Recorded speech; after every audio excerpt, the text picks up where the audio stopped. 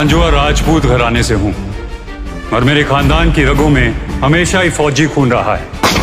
उस वक्त मैं हिंदुस्तान को एक अंग्रेज की नजर से देखता था। अंग्रेजों का नमक खाया हमने, उसे खारिज कर दूं मैं? लेकिन जब नजर साफ हुई तो मेरी समझ में आ गया, आजादी के लिए लड़ने वाली अगर कोई फौज है तो उसका नाम है आजाद हिंद फौज। खानदान दी पग तार तार करके हुण रिश्ते गिना रहे हो। You are charged with Indian Army Act Section 41, waging war against the king. कसमें खाई थी कि अंग्रेजों के खिलाफ लड़ेंगे, चाहे खुद की जान क्यों नहीं चली जाए। अंग्रेजों के खिलाफ हम तीनों साथ लड़े हैं, मुकदमा भी साथ ही लड़ेंगे।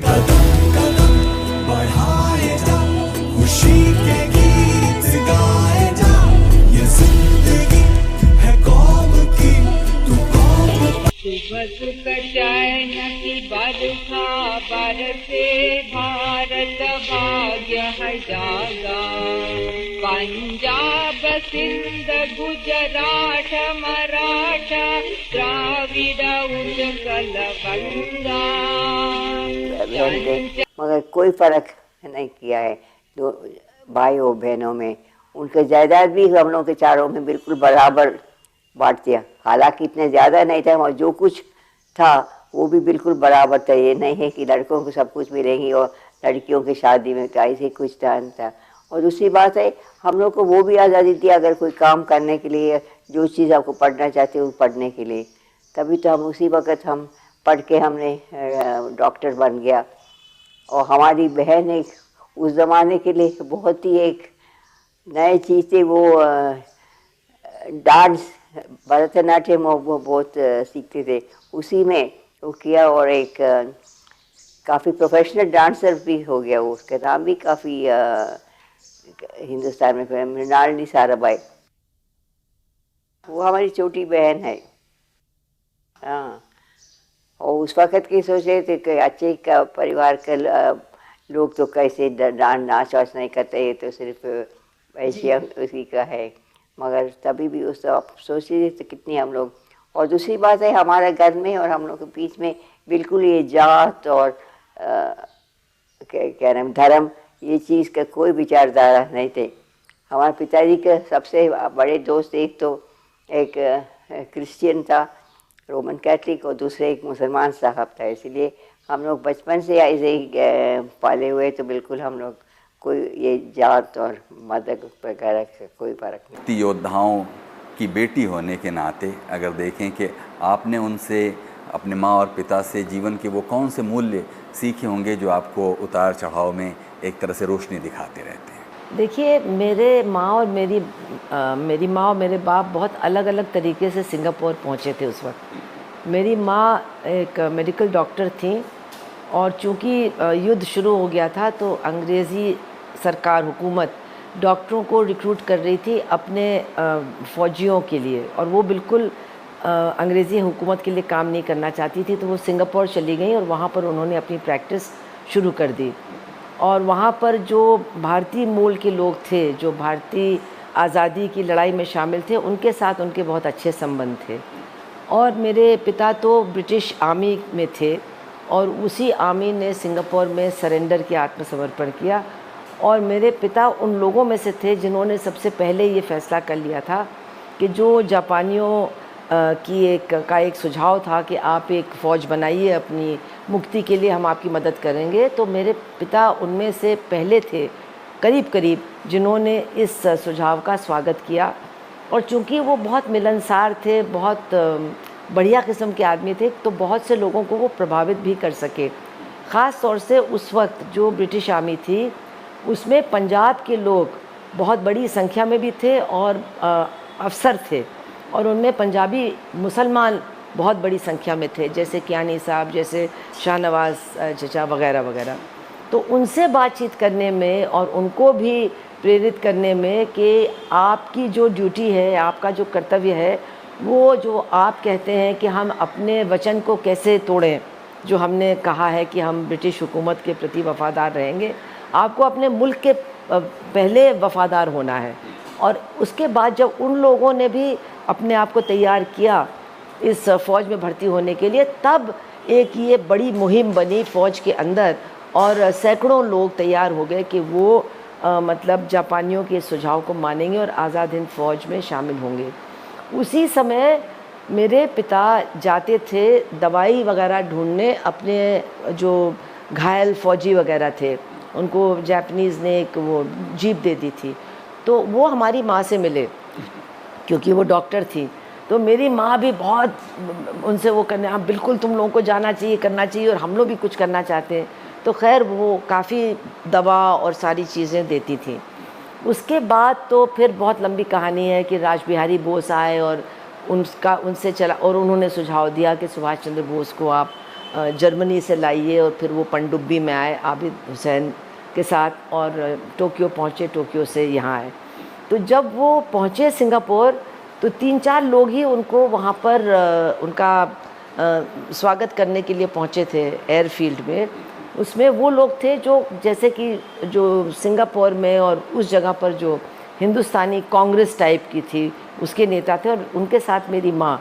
तो ये 4 लोग ही वहाँ पहुँचे उनका स्वागत करने के लिए, और मेरी माँ बहुत ज़्यादा उनसे प्रभावित हुई, और उन्होंने भी कहा कि हाँ हाँ मैं आपकी माँ को जानता हूँ, क्योंकि वो कांग्रेस की बड़ी लीडर थी हिंदुस्तान में, मेरी नानी। तो ये ज़रा सी बातचीत हुई। उसके बाद जब उन्होंने फ़ैसला किया कि वो आज़ाद हिंद फ़ौज में एक महिलाओं की टुकड़ी ज़रूर बनाएंगे, इस पर वो बिल्कुल अड़ गए।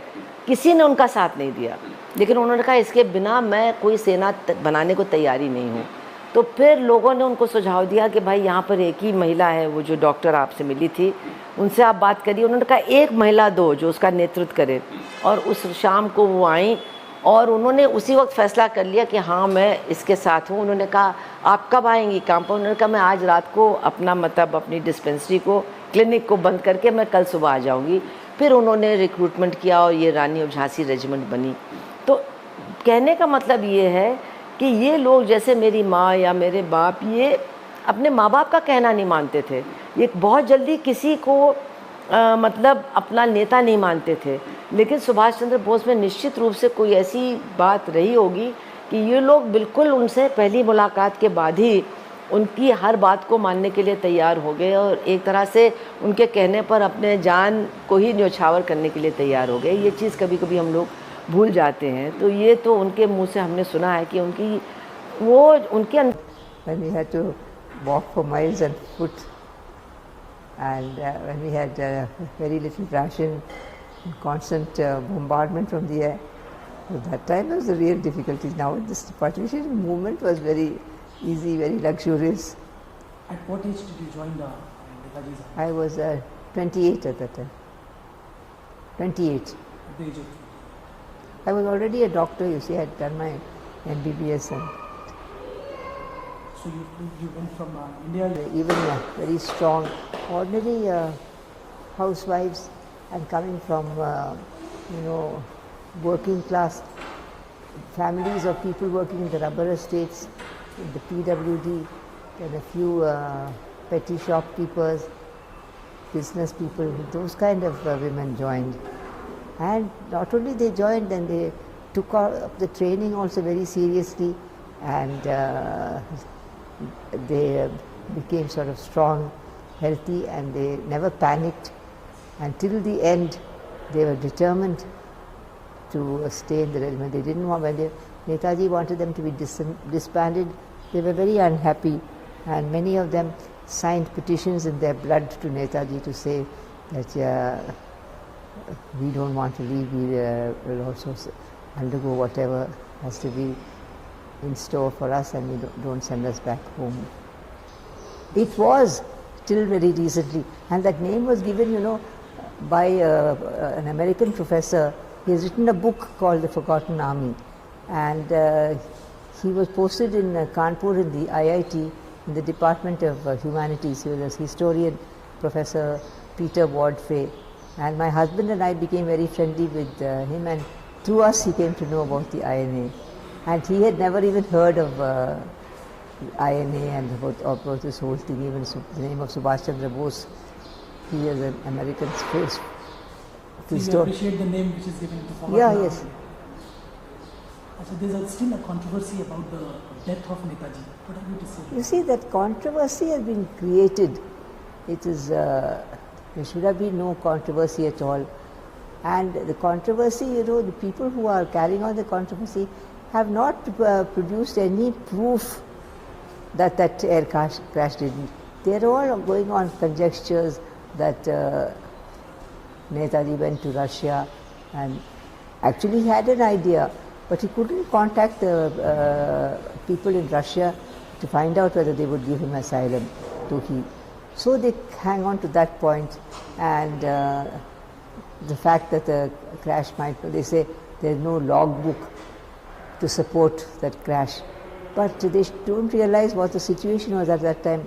The Japanese in fact they had surrendered. The atom bomb had been dropped on Hiroshima.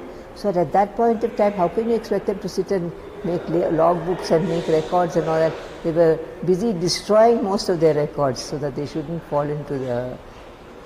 So the fact is that there is no controversy and he died in the crash. Yeah. You see, there was the BBC made Charles Bruce of the BBC has made a documentary called Enemies of the Empire. And in that he interviewed the doctor who attended, the Japanese doctor who attended on Netaji after the crash. And his description, because he didn't know who this person was, of his height and body build and everything. And he said he was, I knew that he was some very important person, because all the Japanese officers, they say, you must do everything you can to save him, you must try and save him.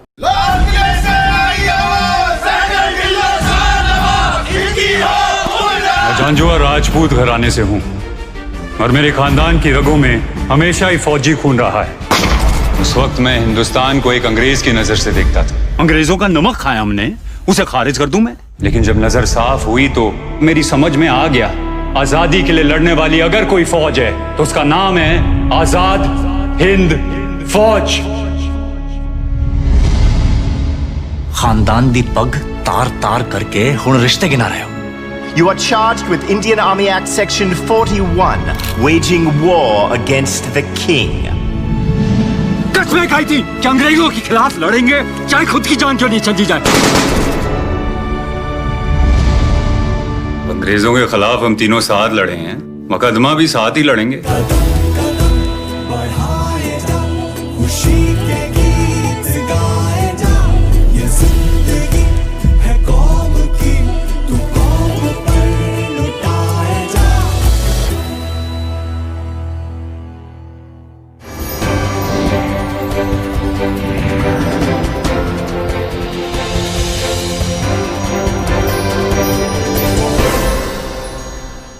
Rajya Sabha TV की produce की हुई ये film राग देश जो कि आने वाली है, इसमें दो प्रमुख किरदार प्रेम सहगल और लक्ष्मी स्वामीनाथन, जो कि बाद में प्रेम सहगल के साथ शादी करके लक्ष्मी सहगल हुई, उनकी बेटी हमारे साथ आज हैं।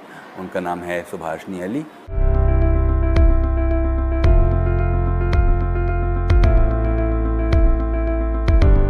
सुभाषनी अली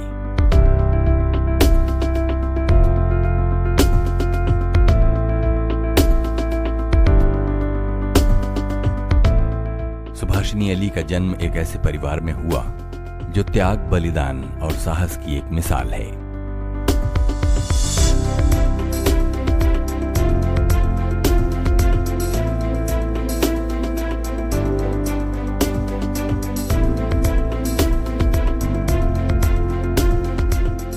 आजाद हिंद फौज के दो प्रसिद्ध व्यक्तियों के घर पैदा होकर सुभाषनी अली ने भी जीवन के वो मूल्य आत्मसात किए जो मानवता के हित में। और सचिव नहीं, मैंने तो आबिद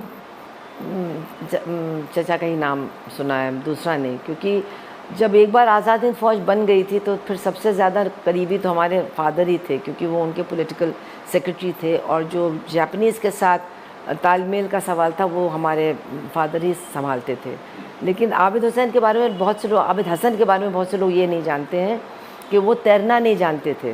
तो जब पनडुब्बी में वो नीचे गए तो नेताजी ने उनसे पूछा कि तुमको तैरना आता है? उन्होंने कहा नहीं, मैं तो पानी से मुझे एलर्जी है, तो उन्होंने कहा फिर तुम आए क्यों, बताया क्यों नहीं? उन्होंने कहा अगर मैं बता देता तो आप मुझे अपने साथ आने नहीं देते। तो फिर नेताजी ने कहा हाँ, और अगर पनडुब्बी को अटैक होगा तो फिर तैरने का मौका भी हम लोगों को शायद नहीं मिलेगा। तो रास्ते में उन लोगों की बहुत ही बातें रही होंगी। तो नेताजी ने एक बार कहा कि भाई आबिद, हर देश का एक स्लोगन होता है, गॉड सेव द किंग और गॉड सेव द क्वीन या जो भी, तो हम लोग का भी होना चाहिए। जब हम लोग टोस्ट करेंगे या जब हम लोग जाएंगे बैटल में तो तुम कुछ सोचो। तो कुछ एक आध दिन के बाद उन्होंने कहा कि Netaji how do you like जय हिंद? तो कहना ये बहुत अच्छा है, क्योंकि इसमें कोई भी ऐसी चीज़ नहीं है जो किसी को पसंद ना आए, कोई भी ऐसा इस नारे का पहलू नहीं है जो किसी को मान्य न हो, इसलिए ये बहुत बढ़िया है। Yes, from now we will say जय हिंद।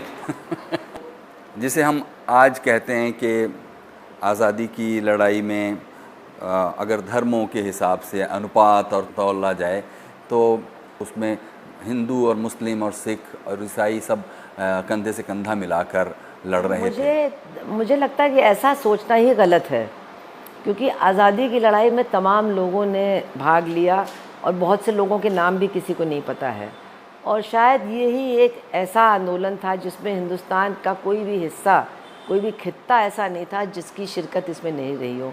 तो गिनती करना कि कितने ये थे कितने वो थे, वो सही नहीं है।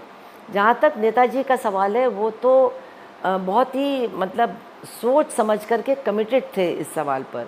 और जब वो कांग्रेस के अध्यक्ष केवल 1 साल के लिए बने तो उन्होंने कांग्रेस के संविधान में संशोधन करके ये जोड़ा उसमें कि कोई भी कांग्रेस का सदस्य मुस्लिम लीग या हिंदू महासभा का सदस्य नहीं रह सकता है, अगर वो रहेगा तो उसको कांग्रेस से निकाल दिया जाएगा।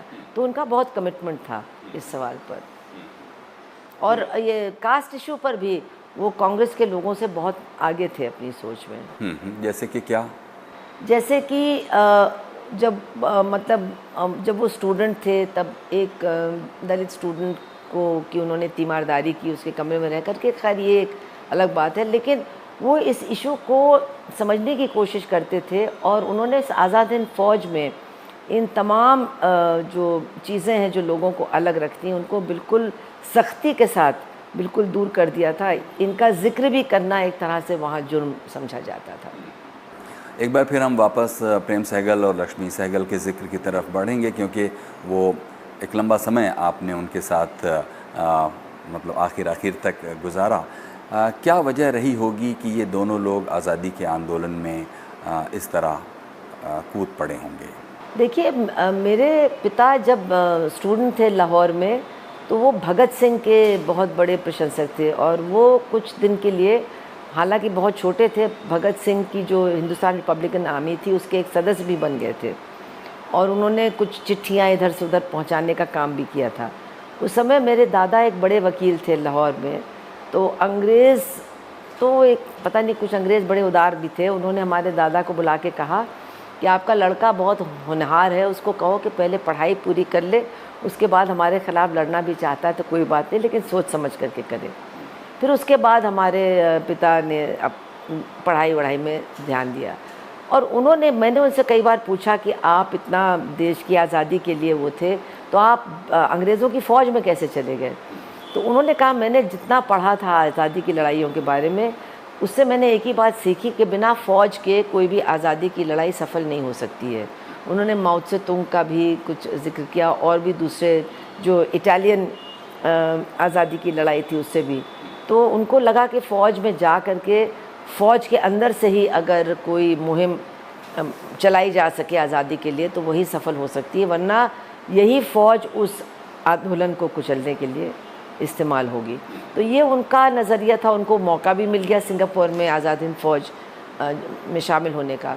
मेरी माँ तो बचपन से ही, चूँकि उनकी माँ कांग्रेस की बड़ी नेता थी, तो बचपन से ही ये स्वदेशी मूवमेंट, अंग्रेज़ी खिलौनों को जलाना, अंग्रेज़ी कपड़ों को जलाना, ये सब काफ़ी उन्होंने शुरू कर दिया था अपने स्कूल डेज से।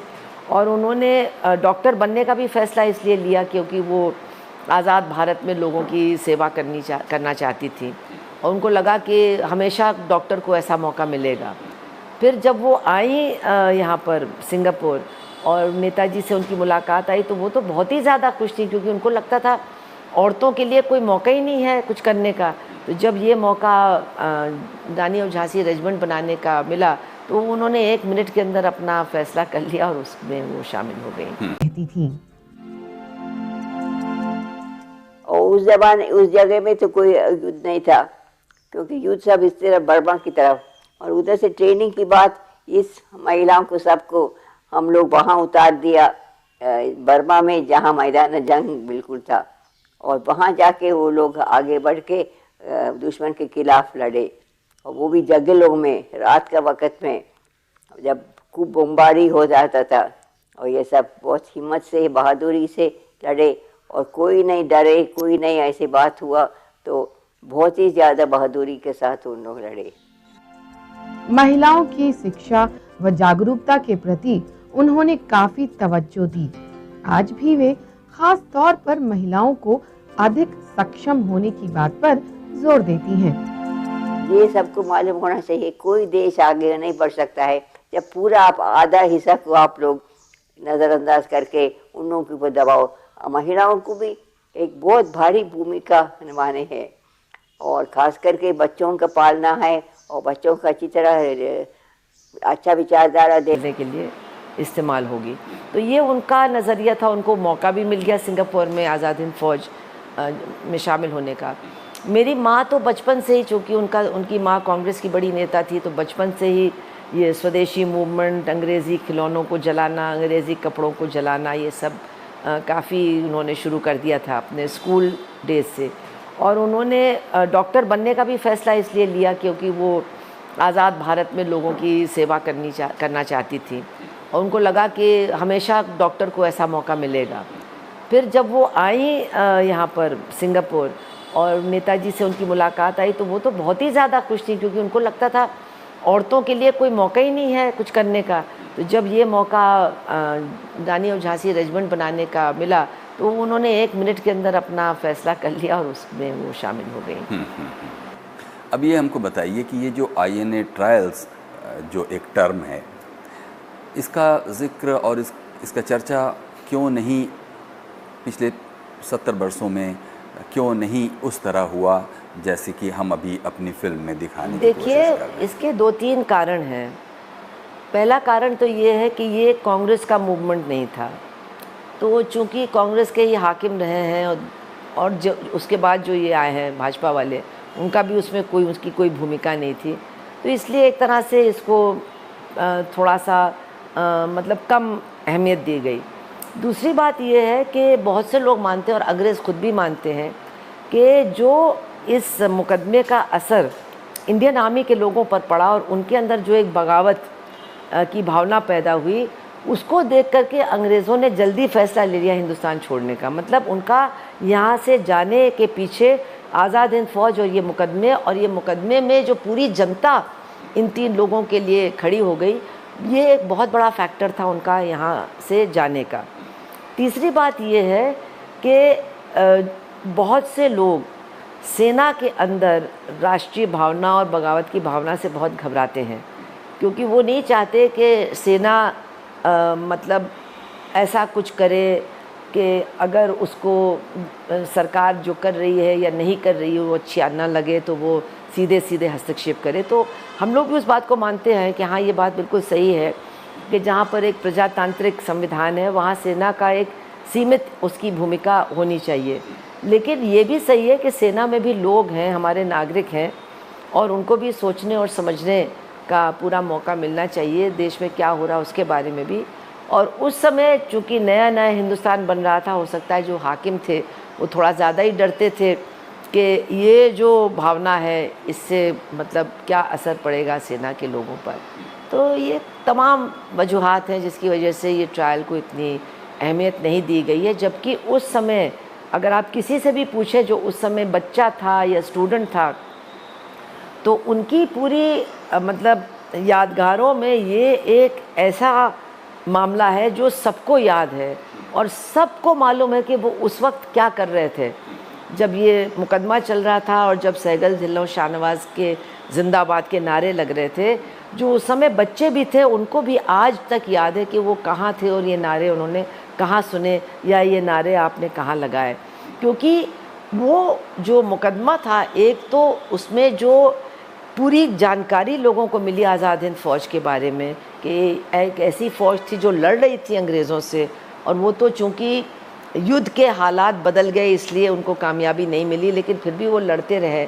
सुभाष चंद्र बोस के बारे में उनको बहुत कुछ मालूम हुआ। ये जो 3 लोग थे जो जिन पर मुकदमा चला, उनमें से एक हिंदू थे, एक सिख थे और एक मुसलमान थे। तो जहाँ एक तरफ मुस्लिम लीग और कांग्रेस बैठ करके देश के बंटवारे की तैयारी कर रहे थे, वहाँ जनता को एक बार फिर एक ज़बरदस्त अपनी एकता का इजहार करने का मौका मिला इस ट्रायल के बाद। ये एक बहुत बहुत बहुत ज़बरदस्त इस ट्रायल का असर था।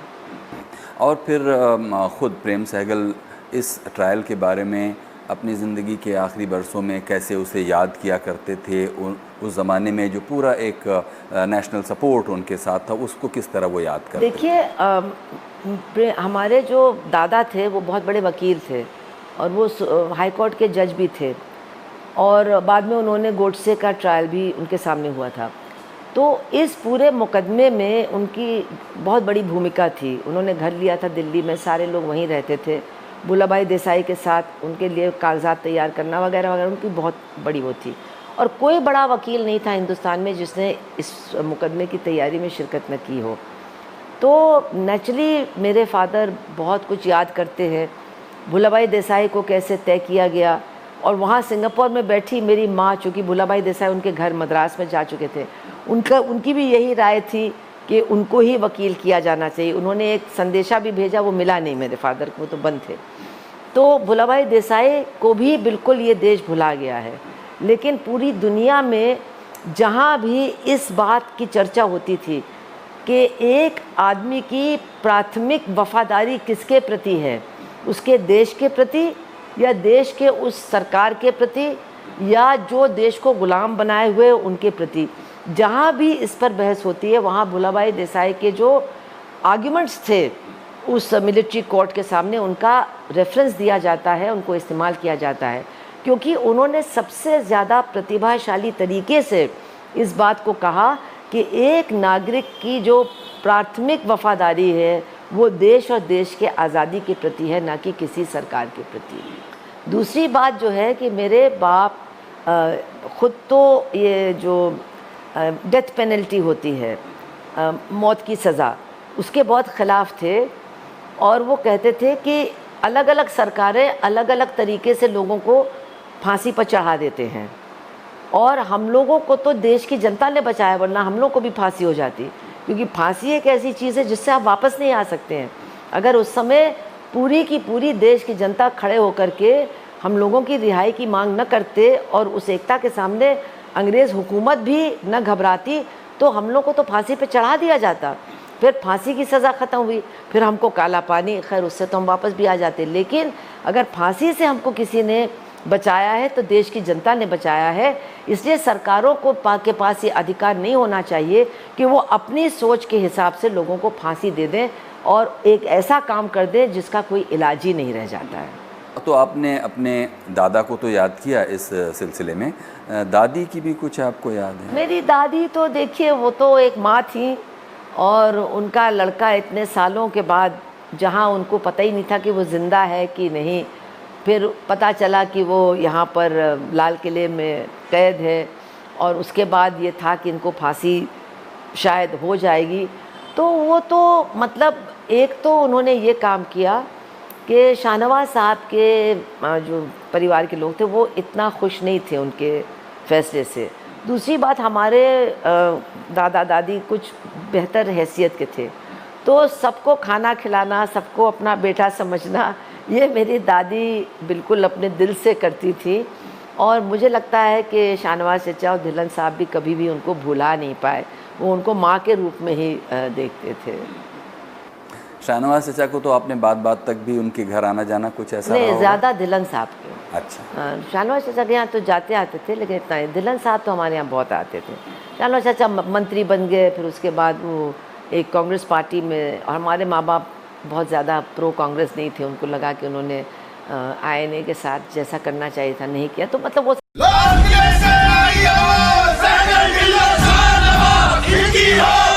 मैं झांझुआ राजपूत घराने से हूँ, और मेरे खानदान की रगों में हमेशा ही फौजी खून रहा है।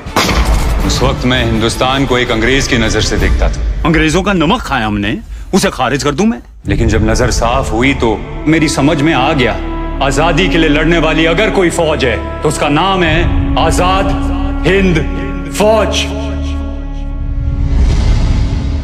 खानदान दी पग तार तार करके हुण रिश्ते गिना रहे हो। You are charged with Indian Army Act Section 41, waging war against the king. कसमें खाई थी कि अंग्रेजों के खिलाफ लड़ेंगे, चाहे खुद की जान क्यों नहीं चली जाए। अंग्रेजों के खिलाफ हम तीनों साथ लड़े हैं, मुकदमा भी साथ ही लड़ेंगे।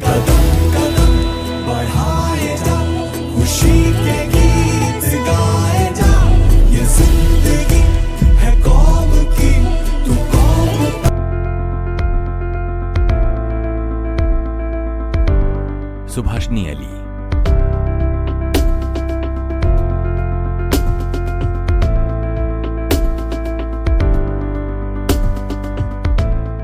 सुभाषनी अली का जन्म एक ऐसे परिवार में हुआ जो त्याग, बलिदान और साहस की एक मिसाल है।